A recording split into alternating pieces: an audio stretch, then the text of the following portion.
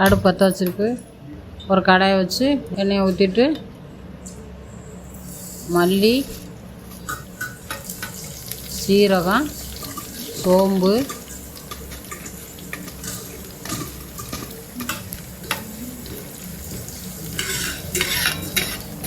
மிளகு, காஞ்ச மிளகா, பட்டை, கிராம்பு, ஏலக்காய், முந்திரி பருப்பு எல்லாம் போட்டு வறுத்துருவோம். வறுத்து அதோட 2 கருவேப்பிலையை போட்டு லேசாக கிண்டி விட்டு வறுத்து எடுத்துட்டேன்.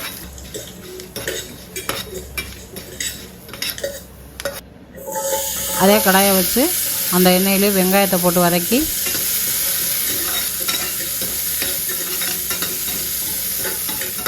அடுத்து தக்காளியை போட்டு அதில் நல்லா வதக்குவோம்.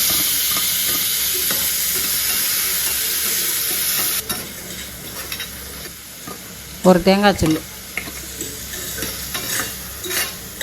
போட்டு நல்லா வதக்கிடுவோம்.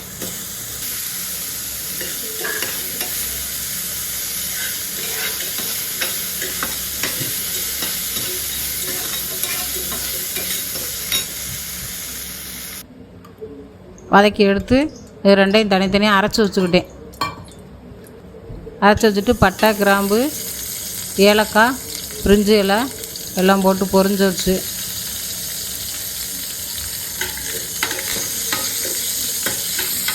வெங்காயம் போடுவோம்.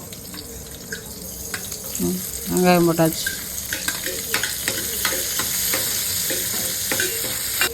கருவேப்பிலை போட்டாச்சு.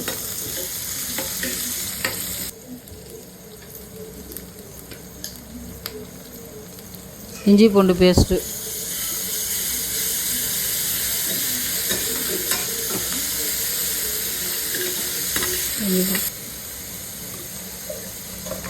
மல்லி, சீரகம், சோம்பு, முந்திரி பருப்பு, பட்டை, கிராம்பு, ஏலக்காய் 3 எல்லாம் சேர்த்து வறுத்து வச்சதை அரைச்சி அதில் போட்டு கிண்டியாச்சு. நல்லா கிண்டி விடுவோம்.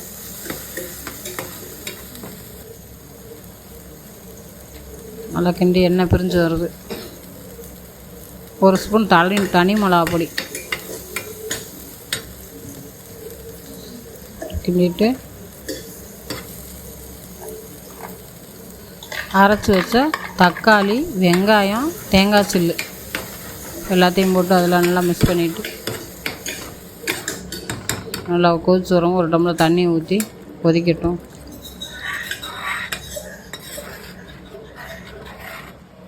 கொஞ்சம் உப்பு போட்டு கிண்டி விட்டு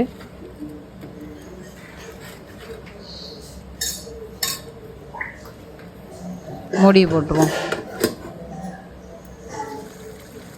மூடி போட்டு நல்லா எண்ணெய் கொதித்து பிரிஞ்சு வந்துருச்சு. எண்ணெய்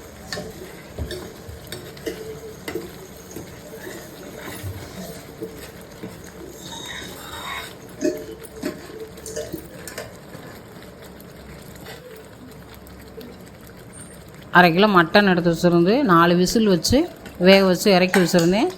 அந்த மட்டன் அதில் போட்டு நல்லா கிண்டிடுவோம்.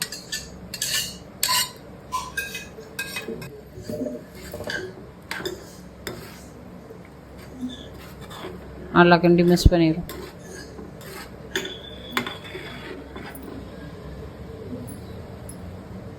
இந்த மாதிரி டேஸ்ட்டு பார்த்துக்குருவோம். ஒரு மூடியை போட்டுருவோம். மூடி போட்டு திறந்தாச்சு. நல்லா வெந்துருச்சு.